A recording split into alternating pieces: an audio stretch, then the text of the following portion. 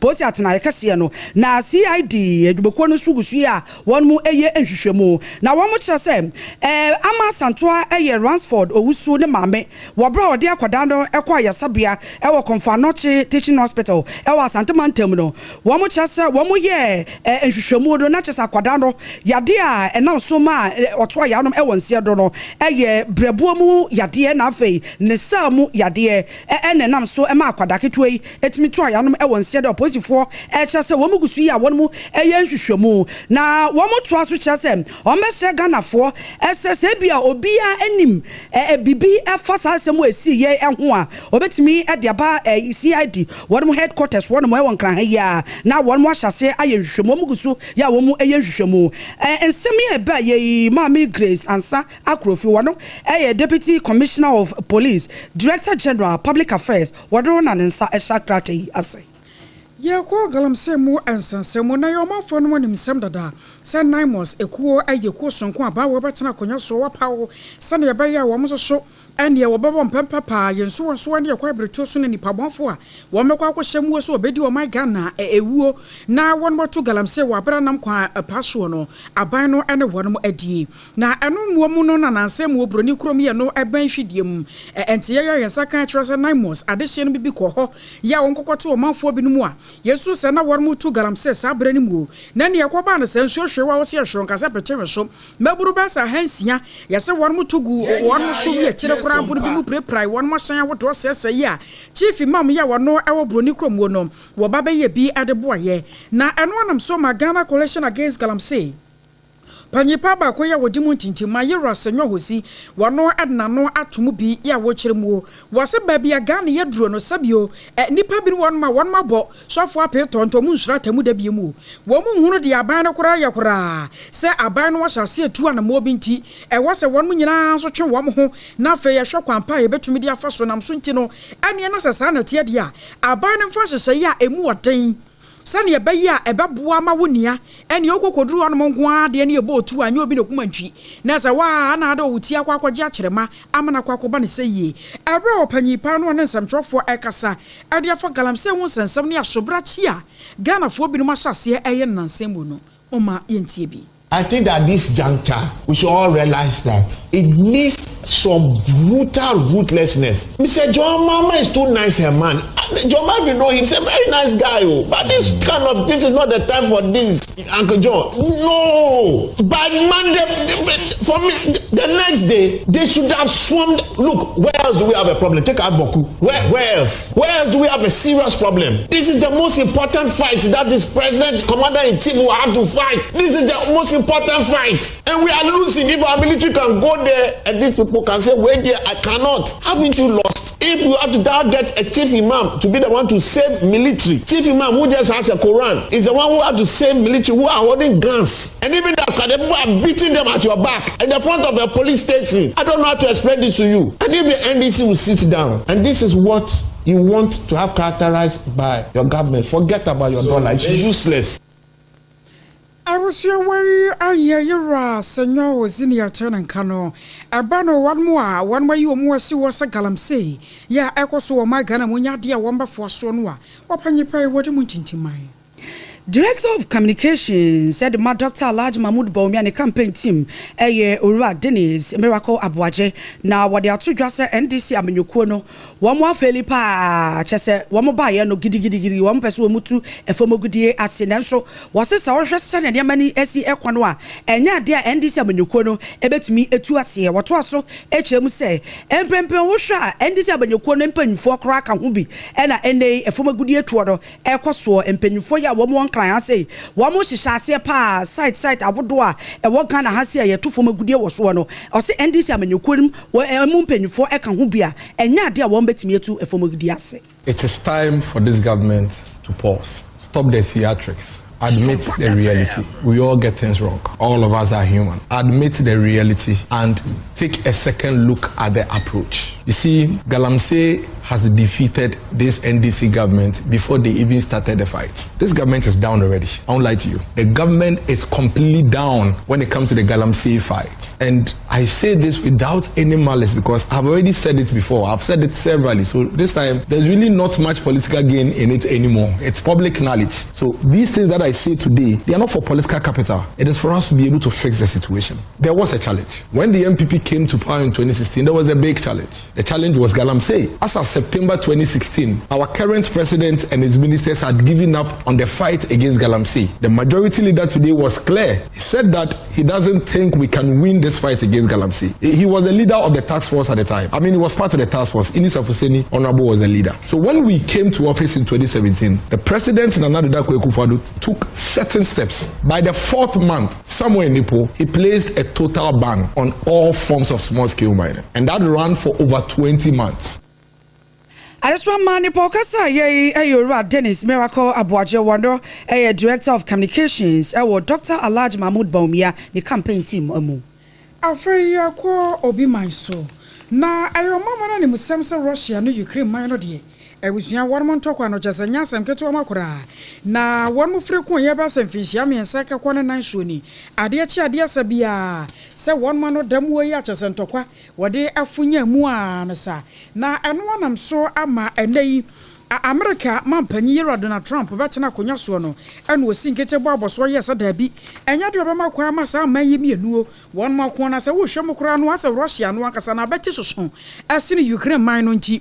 wasa wotumi ye bi edeboa na kasasie ne nkomode won mo de bia na no kura wode betu dwa ekire mu sa Russia mampanyi yero Putin no ankasa no na so oden won ne ka asem wa wo beje pen ye se yo wate na so be wie ekire no na se enam na so akikura no asan so akoto to pa ewu a ebedi nya na asa nipa kum nipa na eno anam so ma nei Russia foreign minister wono adiaba etrese nei wono ya adwere papa so mni America mampanyini ebehia wo metena se atokese na sene wono mo pese wono ye masomdwe mapa etumi aye adwuma no wono motumi asi gina yesa na etumi ajeje ebusua waso ne yegina na yede kase bono asie na bibi wasedachi a Leicester complimented and yedema no what the yard toothpaste and the brush aba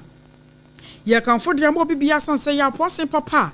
ebua ma wo se no wanka se twa yopo eyi fin keka wa biya de free wanum na we no ye whitening wo ho ye wo heba wo ho enjide wo pe biya no won sabetumi akama na wo yeje ayaya toothpaste and the brush ya toothpaste and the brush wo nya bia wo hwe bo mo de aso betumi afre 0501 61 9588 0501 61 9588 and 0501 390338 na won mpanyifo eni enkomo ye kwaso abomon ka ye se HPV vaccine no ebusua ye guso aya ye wo na wokwa ye sabia wodo mu afa oba no wanya mfinhia no 9 years mfinhia no nkono kwapem du 14 years no fa no ko na ye won mpane ekoba no sa no ebo no ho ban pa e de free yade anketenkete bi ho chichiro ne kokram yade a eto ma sabio won mo ahimfie wonom na wose we no eboa enkoda no enti abatan ye mo nsa no nso na moma nkoda na enwo mpade no afei kenkeni okọ we aye Joe's Bread and Pastries wo mo na akwakofa what kenke ediaba kenke show enya semketo ama wose we se ne yankane no na abeha ho akoya mmore ne adeade aba betwia bewie che no abeti nyina ye oya no wo mo agi adwuma na ye de ma wo enti wo mo ka dokono no na won ma body agu ho na wo mo bo so aposi kese pa wudi ade oba meye enti de nka wo bebo na wo bo no 10 Ghana cedis ni 8 Ghana cedis no wo mo de ma 3 Ghana cedis pe ehye wo ba gen so atim say yes bibia ye hot enti ye fresh one ye de ade nansa na won ma ton de ama won mo bibia no aya na dambotwo na won mo se yanka ncho say abusua ba bia won mo ye no won so no ahonidie mapa ene wo de ye adwuma wo bibia da wonim Joe's Bread bia no wonim se na adwuma ho te enti won ma kwakofa kenke de aba na so won se bibia adam pefe bo modin ase wo be frɛ na no won modin komo wo wodome wo ben commercial bank ne won mo anachi pe ena wo be hu wo mo 0256 068 832 0256 068 832. Any medemo kwa time mobile center na yakwa kwa GTD ya diedro na yanonom na etu ase ede amaye de bia meka cho se ba ne TD de edro ba kope ene wo memu ayage tumo ya time mobile make sure edro no enye TD nko a wontumi didi a wononom a ebeboa amwetimi edidi ye pa na wahehye eno da nchen a wonam ya o general body pains and so etu ase ya the time make sure ene ne capsules no so abedwa so a sa no emie no ka bom na wonomu eboa ema yade bia yedi akone aba ewo nipadua mu no ne nyina ase etimi etubema wontimi nwonso wote yawo ewo bema mu ebeboa ama wotimi adwonso yie pa na afa wontimi mo adwuma wo mpam nso a eboa ema wotimi bo adwuma ba to bi na ya wo de asiesie wa yimfie wo no mo na ma ya fra wo se obapa wei emanom emema nso etumi enom de oma kwada no fo na se obi a onyinsa nko na ntumi num ndro yi bi obetumi afra na otafreja owusu agiman ewo 0244 417669 0244417669 na woni na eni enkomo onga obade wonsanu aduane beye da na eye onga spices bomade ase wo ye aduane enwumre yi wotime nka de a tutu amerika enkechi kwato onga spices ni bi na fagum ye wo season powder ni bi ni nyina wo benya bi na afa 3-in-1 yawo garlic ginger and afi onion ni nyina no wo benye bi ato na nyama atimi akosue mo amoye stew mo wo ye kontomre stew anase enkwan odigumu a anusuo no e de pa wo pese wo steam wo nam a eno so e wo se wonya 3 mix ni bi onga 3 mix no e betimi abo ye papa meka cho se bomodi abowura mu e wo ba bi a bodwa for etene wo benye ebi ato na nyama atimi akoso eyi medimafo ebal center Dr. Time da so enso tron sadia fro se eba ne se yen wo ba na yen fa ba enfanto ye nan so de ene o sign time da so won mu a enya de a wo benya ba bomode a na kɔ hɔ no mo ba wontimi enwo wa ya nam so kra ma won se wonom wa mo sebio ebo beye kɔ time da so Dr. Time da so obama obani bi atimi de ato onan eso enye no nko a stroke sisi yade ni nyina etu ase diabetes ena afa hypertension brabo mu yade se mu yade ni nyina wo kɔ hɔ no mo ai ye besa wo yade kama ena afa kranko yade bia no ni nyina ebetu ase bomode ase wo behwe ne twa kwan ewo nkran ase poku ase mayira ehwa na wo behu Dr. Time da so kuma senso okɔ ebu akɔ agogwa ye ne government school no ena edi anhwe animo ana obetumi afre no 0244774282 ana 0500727215 na one Dr. Time da so entimi entwetwe enkomo abusua so ne yegyina ne yede nsam ne nyina asie na afre no wo hwede no de ato ha anansa modo ya yede baaye no Diedi mwakoten no ebi ne sei Nana Kwame esi na kan ewa Nigeria mbebo na enra da wo bra na wo musia kan no yesi nkofo bi betoto niema ebo no enam so ema oprapre mu ode yede no etwetwe nkomo Ghana Police Service nso dia ba sa won mo hwa branch bi e France Mark Agingere na wa wo behunu no sika botana wo twa to so no awe 1 million Ghana cedis Posi atna yakase no ye wo enkramante masen so de nkrata aba bonte dia fa Ransford owusu ya yesusu se ni coach akobu ni tu agumu apanye pebe dia to dwa wo sese ko ba ne se